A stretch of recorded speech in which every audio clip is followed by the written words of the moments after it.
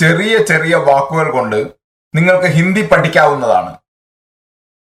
ചെറിയ ചെറിയ വാക്കുകൾ തന്നെ. വലിയ വലിയ വാക്കുകൾ കൊണ്ട് ഹിന്ദി പ്രയാസപ്പെട്ട് പഠിക്കേണ്ടതില്ല. നിങ്ങൾക്ക് മലയാളം അറിഞ്ഞാൽ മതി. നിങ്ങൾക്ക് മലയാളം അറിയാം. അതിനാൽ യാതൊരു പ്രയാസവുമില്ല. എളുപ്പത്തിൽ ഹിന്ദി പഠിക്കാവുന്നതാണ്. ഇപ്പോൾ ശീലം സൂത്രത്തോടെ സ്പോക്കൺ ഹിന്ദി.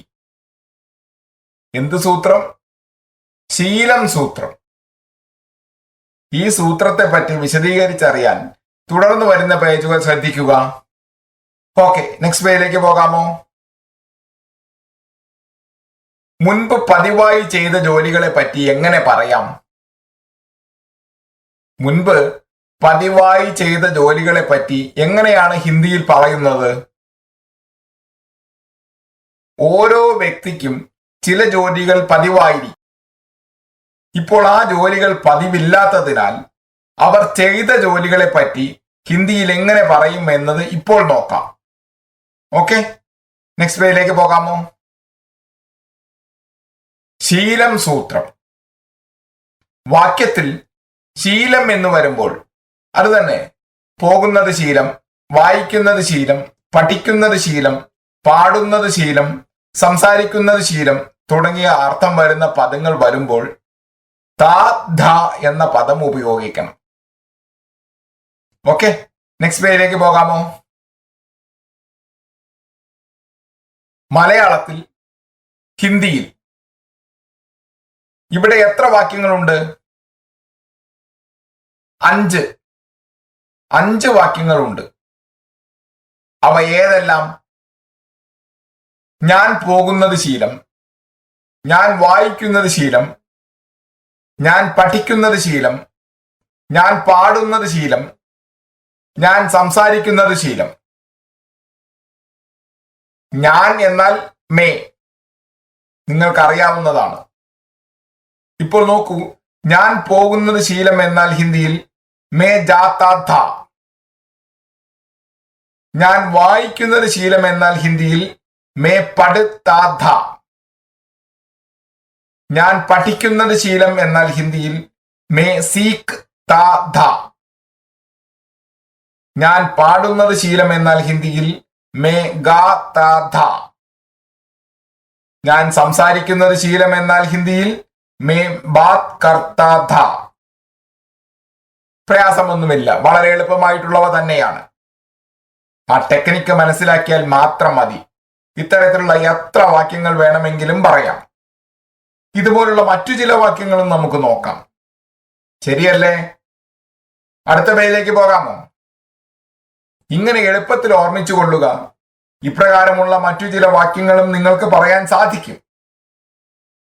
ഓക്കെ, നെക്സ്റ്റ് പേജിലേക്ക് പോകാമോ? മലയാളത്തിൽ ഹിന്ദിയിൽ ഇവിടെ എത്ര വാക്യങ്ങളുണ്ട്? 5 വാക്യങ്ങളുണ്ട്. അവ ഏവ? ഞാൻ കഴിക്കുന്നത് ശീലം, ഞാൻ കാണുന്നത് ശീലം, ഞാൻ കട്ടുന്നത് ശീലം, ഞാൻ എഴുതുന്നത് ശീലം, ഞാൻ നടക്കുന്നത് ശീലം. ഞാൻ എന്നാൽ മേ.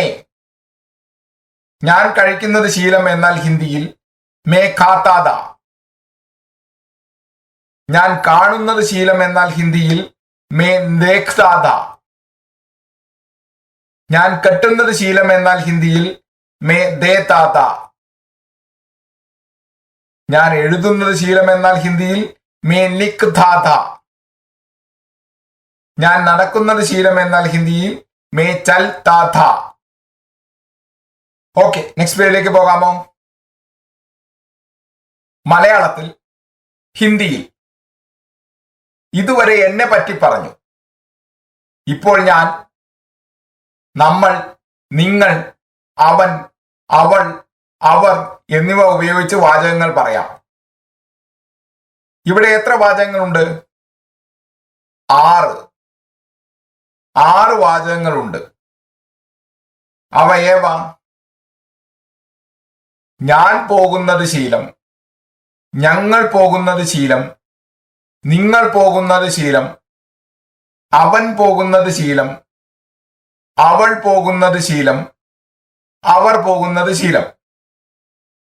ഞാൻ എന്നാൽ മേ, പോകുന്നത് ശീലം എന്നാൽ ജാതാ ഥ. അപ്പോൾ ഞാൻ പോകുന്നത് ശീലം എന്നാൽ ഹിന്ദിയിൽ മേ ജാതാ ഥ. ഞങ്ങൾ എന്നാൽ ഹം, പോകുന്നത് ശീലം എന്നാൽ ജാതേ ധേ. ഞങ്ങൾ പോകുന്നത് ശീലം എന്നാൽ ഹിന്ദിയിൽ ഹം ജാതേ ധേ. നിങ്ങൾ എന്നാൽ ആപ്,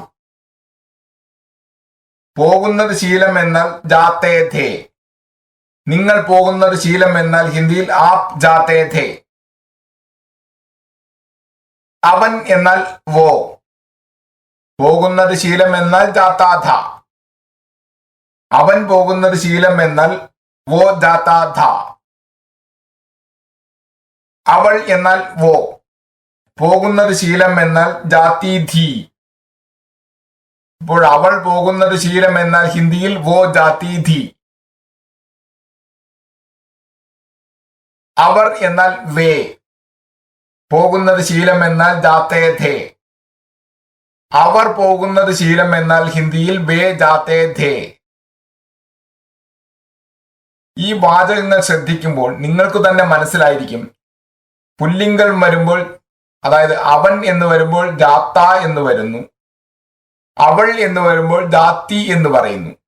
അവനായാലും അവളായാലും വോ എന്ന് തന്നെയാണ് ഹിന്ദിയിൽ കർത്താവായി വരുന്നത്. അതേപോലെ ഞങ്ങൾ, നിങ്ങൾ, അവർ ഇതെല്ലാം ബഹുവചനങ്ങളാണ്. ഈ ബഹുവചനങ്ങൾ വരുമ്പോൾ ജാതേ ധേ എന്ന് വരുന്നു. ഇപ്പോൾ ഇവിടെയുള്ള കാര്യങ്ങൾ നന്നായി ശ്രദ്ധിക്കുക. ഞാൻ പോകുന്നത് ശീലം എന്നാൽ ഹിന്ദിയിൽ മേ ജാതാ ഥ. ഞങ്ങൾ പോകുന്നത് ശീലം എന്നാൽ ഹിന്ദിയിൽ ഹം ജാതേ ധേ. നിങ്ങൾ പോകുന്നത് ശീലം എന്നാൽ ഹിന്ദിയിൽ ആപ് ജാതേ ധേ. അവൻ പോകുന്നത് ശീലം എന്നാൽ ഹിന്ദിയിൽ വോ ജാതാ ഥ. അവൾ പോകുന്നത് ശീലം എന്നാൽ ഹിന്ദിയിൽ വോ ജാതി ധി. അവർ പോകുന്നത് ശീലം എന്നാൽ ഹിന്ദിയിൽ വേ ജാതേ ധേ. പ്രയാസമൊന്നുമില്ല, എളുപ്പമായിട്ടുള്ളവ തന്നെയാണ്. ആ ടെക്നിക്ക് മനസ്സിലാക്കിയാൽ മാത്രം മതി. ഇത്തരത്തിലുള്ള എത്ര വാക്യങ്ങൾ വേണമെങ്കിലും പറയാം. ഇതുപോലുള്ള മറ്റു ചില വാക്യങ്ങളും നമുക്ക് നോക്കാം. ശരിയല്ലേ? അടുത്ത പേജിലേക്ക് പോകാമോ? ഇങ്ങനെ എളുപ്പത്തിൽ ഓർമ്മിച്ചു കൊള്ളുക. ഇപ്രകാരമുള്ള മറ്റു ചില വാക്യങ്ങളും പറയാൻ നിങ്ങൾക്ക് സാധിക്കും. ഓക്കെ, നെക്സ്റ്റ് പേജിലേക്ക് പോകാമോ? ഹായ് ഫ്രണ്ട്സ്, ഇപ്പോൾ താ ധാ സൂത്രത്തിന്റെ സഹായത്തോടെ ഹിന്ദിയിൽ വാക്യങ്ങൾ എങ്ങനെ പറയാമെന്ന് നോക്കാം.